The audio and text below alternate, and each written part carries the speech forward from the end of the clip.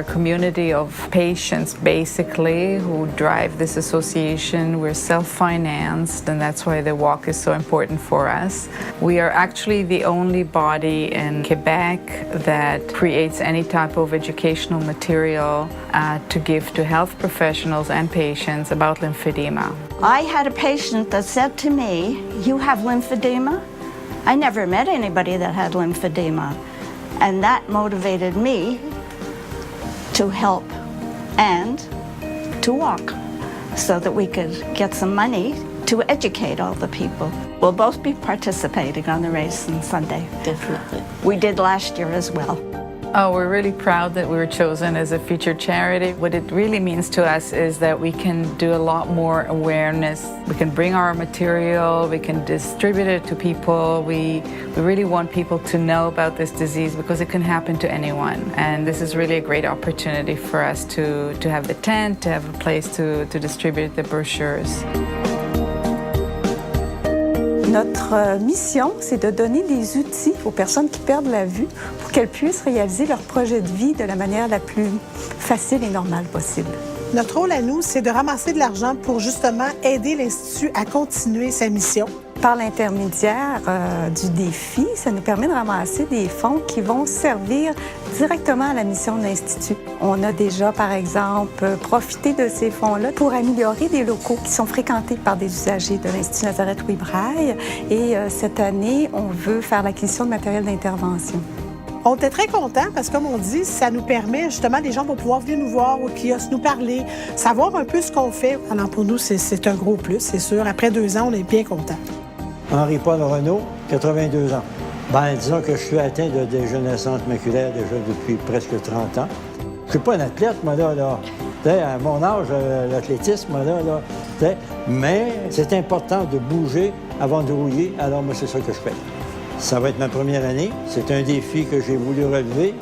J'ai voulu le relever avec des membres de ma famille. Alors là, ma femme va m'accompagner avec son déambulateur, Nathalie, petit-fils atteint de paralysie cérébrale avec son fauteuil roulant et des membres de notre famille qui allons marcher. Sylvain Chouinard, je suis un neurologue spécialisé en troubles du mouvement. Ce qu'il faut savoir, c'est que la maladie d'Huntington, ça touche les mouvements. Ça touche les mouvements volontaires. C'est donc des gens qui ont une perte de coordination. Ils ont souvent là, des difficultés d'équilibre. Donc, on peut comprendre que c'est doublement un défi pour eux là, de courir 5 ou 21 km. Là. La Société Huntington est une société qui poursuit son mandat et sa mission, qui est celle d'aider les gens qui sont atteints de la maladie, ainsi que leurs proches aidants. Moi, je connais la Société d'Huntington parce que je suis moi-même atteinte de la maladie. J'ai été diagnostiquée il y a 4 ans. C'est la 2e année à laquelle je vais participer au défi caritatif de la Banque Scotia. L'an dernier, je l'ai faite avec 25 de mes amis qui m'ont gentiment accompagnée et encouragée. En fait, j'étais un coureur occasionnel. Puis un jour, il y a un patient qui est atteint de la maladie qui m'a mis au défi de courir avec lui là, pour faire une levée de fonds pour la Société Huntington. Puis ça a été vraiment un encouragement pour moi là, pour courir. C'est sûr que c'est vraiment génial de voir autant de coureurs, 125 coureurs qui vont se rassembler pour une cause, puis qui la tiennent à cœur, puis qui se l'approprient aussi. Puis c'est vraiment admirable, je trouve, d'avoir un groupe d'Inuits de la communauté de Malio-Ténam. Ils sont 26, ils n'ont pas de financement, mais ils ont fait un souper spaghetti, ils ont fait beaucoup d'activités pour pouvoir venir ici. Moi, je pense que d'année en année, ils sont très solidaires entre eux, puis c'est une fierté d'accomplir ce parcours-là. Moi, je me suis laissé dire que chacun le faisait en mémoire à quelqu'un qui est atteint.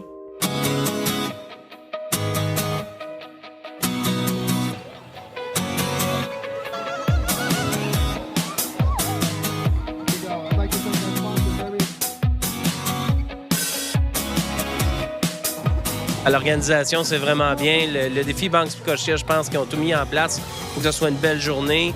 Les gens, on le voit, hein, ils ont tous le sourire. Donc, je pense qu'on a une belle équipe et une belle organisation ici.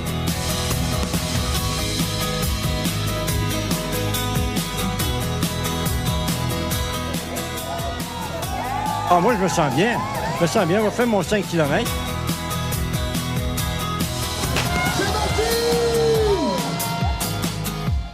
Quand tu cours, puis que tu souffres, puis que tu as mal, tu te dis, c'est une souffrance qui est tellement ridicule comparée à celle des enfants qui sont à l'hôpital, qui subissent des opérations à cœur ouvert. Puis de courir pour eux, ben c'est une motivation supplémentaire.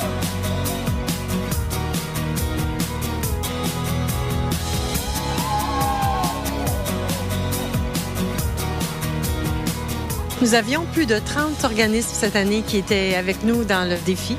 Et c'était une excellente année. On en est très fiers. Mais aussi de voir comment les gens se dépassent sur une base quotidienne pour arriver à faire de cet événement-là un succès. Ça aussi, c'est une fierté. On a réussi à avoir beaucoup plus de participants que l'année passée. En fait, près de 30 % de plus au niveau de la participation. Puis en plus, on a réussi à amasser beaucoup plus de fonds pour les organisations. 525 000 $ pour tous ces organismes qui sont présents et qui sont supportés par cette activité-là. On en est très, très fiers. Une journée fantastique. Fantastique, formidable.